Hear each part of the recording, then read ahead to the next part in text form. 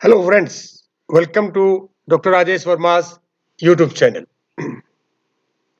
In this particular video, we'll be discussing stages of memory.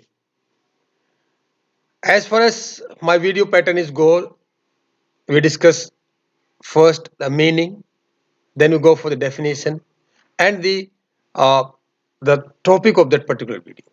So the students various times ask why it is necessary to discuss meaning and definition every time we discuss a concept. Dear friends, at every time that meaning and definition has to be anchored with the uh, present uh, characteristics of that particular concept, so that uh, it makes a rehearsal for you and repetition makes learning better. For that reason, I always discuss my meaning and definition of the concept with the its further subdivisions. So let us go with the what's the meaning of memory. Retaining and recalling of information over a period of time. These are the two important components of that carries in the meaning of the memory. Retaining and recalling. The moment you retain the information and in your cognitive domain or cognitive storehouse, and you are able to recall that information over a period of time, whenever you require that. That is roughly or crudely the meaning of the memory. Let us move to the next that meaning. The meaning means that next statement that defines or that gives a meaning of the memory. That is a cognitive storehouse of representative information where frequency of recalling strengthens its retention. So what does it mean representative information? Representative information means the information that we gather from a stimulus event or object through our sense organs. We particularly do not pick up that object and puts in our eyes or in our ear.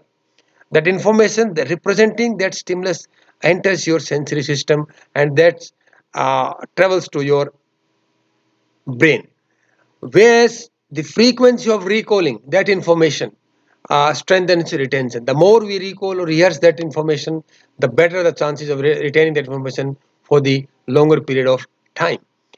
And if we like to say to conclude these two meanings in just a simple sentence or a few words, I can say that information remembered from the past is the you call as a one line meaning of the memory. Now let us define what memory is. So first definition, memory is the means. Here, Sternberg in 1999 said that it's a means, not a process, not an activity, but rather it's a means by which we draw on our past experiences in order to use this information in the present. This means in the present situation, what the information we are gathering, that information has to be seen in context of the previous your experiences or the experiences related that experiences may be related to the present information or may not be, but the in the process of drawing conclusion from the present information we need the help of the experiences. That is the definition given by the Sternberg. One thing, dear friends, there are lots of definition available, thousands of sites and the videos on YouTube, various books available. But this is the information that attracted my attention, and it gives a very comprehensive and very important meaning here. So that's why I have picked up this. Apart from that, also you can refer various books also. A similar sense, Britannica.com defines memory, the encoding, storage and retrieval in the human mind of past experiences. They focus on the component part, means that is on the factual or the you can say sub parts of memory. Or these are when we move to the next slide, actual में these are the stages of the memory. First one is the encoding, then that information, storing that information, and retrieval of information over a period of time or by the human mind of the past experiences. They particularly use the word human. No doubt, uh, even mammals, all animals, and even some plants, people used to say that they have some memory type. I do not know as far as the plants are concerned, but there are various such studies where it is they indicate that that mammals and animals do have memory. So different. These are the two definition. But I told you previously, these are not exhaustive one. If you want to study more deeper, you want to become a researcher on memory, you can refer various sites, books, and various other e or hard copy materials. Now let's move to the stages of memory. Memory consists of following three independent yet interrelated stages. It's a very interesting phenomenon. These stages, which I'm going to discuss in my subsequent slides, are independent of each other, yet they are interrelated. For example, you are a family member. In your family, you have your brothers, sisters, mothers, grandmother, and parents, father and grandfather, and all other people you have. So you all individuals of the family are independent, yet they are related. They are interrelated with each other through some relations, through some activity and everything. Other means you know very well that. So this is the beauty of the memory. Means the stages which we are going to discuss are independent as well as interrelated. The information that enters through our sense organs to the cognitive domain has to move through these stages. Means that information cannot travel alone directly to the memory. To memorize that information or to store that information in your cognitive storehouse, these information has to travel or pass through the particular three stages of the memory. What are that? Which I told you. First stage is the encoding, second one is the storage, and the third one, the final one, is the retrieval. So let us discuss each stage little bit in brief or little bit in detail. What's encoding? Encoding occurs during the initial processing of stimulus or event. Encoding means you are converting the basic format of the information. For example, you take an example of uh, uh, writing letters to the secret letter writing. Earlier, the intelligence agencies in the past, this in during the Second World War or various before the advent of this digital age, people used to write letters. And if you want to keep, if you want to write a secret letter, you have to write in such a words. You have to encode that your alphabets in such a secret writing where the reader only can decipher that. So that is encoding. In our case, that is in the memory case, suppose you get information from the visual scene. So you saw today very beautiful kite is flying. So that information you received from that kite, that information gets encoded by your sensory receptors which are in your sensory system. Suppose as far as the kite is concerned, that information travels to your eyes. As far as your sensory receptors which are found in your at the in the retina, these receptors convert that information into neural impulses. Getting my point? These neural impulses is encoding process. So this is a very important point. You must understand that encoding occurs during the initial processing of stimulus or event. It refers to a process by which information is recorded and registered for the first time so that it becomes usable by our memory system. Whenever an external stimulus impinges on our sensory organs, it generates neural impulses, which I told you. These neural impulses then travels to the various parts of the brain where they'll go for the higher order processing. So, dear friend, this is the first stage of the memory, that is encoding. So these are received. These neural impulses are received in different areas of our brain for further processing. In encoding, incoming information received and some meaning is derived from it. Some meaning, not that totally that information is not given a meaning or not given some other information, but some meaning is derived from it. It is then represented in a way so that it can be processed further. Represented in a way that means it is stored in this or encoded in such a fashion in your neural system that it can be processed further. Maturation and experience influences this process. So this is where, as far as this sentence is concerned, I want to make a very important point here as in the context of this sentence, that is maturation and experience influence this process. Several times it happens in your home, in your classrooms, that your parents ask you to do something or your teacher asks you to do something or focus on his or her lecture. During that time, we have various situations where parents tell the students or their wards to do the particular activity, but they fails to perform that activity. Now, in that case, we just say we made responsible. We make them say that you didn't listen properly. or the student didn't listen properly. Why it is that? Actually, they listened, they grasp the information whatever they can. The problem is they are not mature enough, they are not experienced enough to drive the exact meaning of that information. So it is not that their fault, it is not that their parents' fault, rather it is the time demand. It's a situational factors. So we must, that is, elder must have a kind of you call as a cognitive patience as far as such type of incidents is concerned. So you must understand that not only you students, you also must understand that whenever you receive an information, you try to receive it properly. The more attention you pay to the information, better it will be retained in your memory system. So dear friend, this is the first stage, that is known as encoding.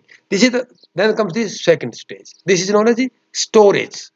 As you know, we store various things for our future usage. Similar is the case with the memory system. Information which was encoded by the your receptors or neural system must also be stored so that it can be put to use later whenever it required. So storage therefore refers to the process through which information is retained and held over a period of time. So why storage is important? I'll let you know one important thing. Suppose when you are a kid, your parents taught you to stay away from the flame of the candle. You should not put your finger there, or if you put your finger there, it will burn you. So and it will be very painful. In this case, that information has traveled to your brain and it has get embedded permanently in your long-term memory. Here, if you do not have the storage system, this information has to be told you daily, and it will become a very cumbersome for the parents to tell you every time to stay away from the flame. So you see, this storage system is solving up human problems, a huge problem that being solved through this storage system. We need not to repeat everything time and again. So getting my point? So this is the importance of the storage as far as the memory is concerned. Storage therefore refers to the process through which information is retained and held over a period of time, as far as, and we can retain the information from the storage system. Then the third and the last stage, retrieval. Information can be used only when one is able to recover it from his or memory. Once the information is embedded or stored in your storage system, but its usage or its importance is only when it can be retrieved. Though lots of information is stored in your brain, if it cannot be retrieved, it's of no use. So it's the use or requirement whenever you use the information, if you're able to recover it, retrieve it, that's the only you call it as that memory has you have stored that information in your memory. What's a retrieval? Retrieval refers to bringing the stored information to his or her awareness so that it can be used for performing various cognitive tasks such as problem solving or decision making. I told you here several times I used to discuss various examples, real life examples in my videos. I'll let you know one important thing here. At every step of life, we face challenges. Whether there may be a decision making challenges, there may be some problems coming to us, or there may be something we have to ride, drive, write, or eat, or you dress ourselves. Various types of challenges we face at every step. So to meet the challenges that life puts up, throw to us, we need to have a big, large storehouse, and for the information, and that information has to be retrieved whenever it's required. So to meet that challenges, we need to retrieve that information. That's the usage, large application of the retrieval stage of the memory system. So different, these are the three stages which I discussed you. First was the encoding, second was the storage, and third one is the retrieval. So I want to make a special note here as far as this memory is concerned. It may be interesting to note that memory failure can occur at any of these three stages. You may fail to recall information because you did not encode it properly, or the storage was weak so that you could not access or retrieve it when required. So it's a very important point here. Why it is special note, I'll let you know. This routinely occurs with the students. When they study, when they read their books or they watch the videos as far as this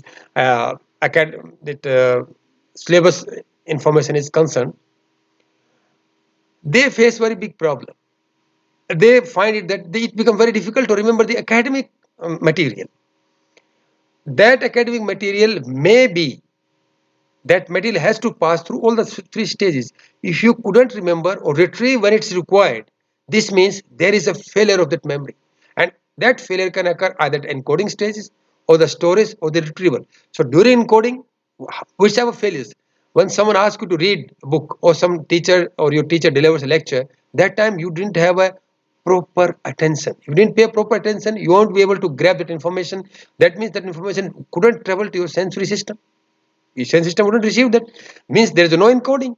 Suppose you give a proper attention for that information. The information enters your sensory system and there is encoding was proper. At that time, if you don't put up that information, rehearse that information, it won't go to the storage, long-term storage. If it doesn't store in your the storage system, how you will be able to retrieve that? Further, that is also that during storage also there can be memory failure.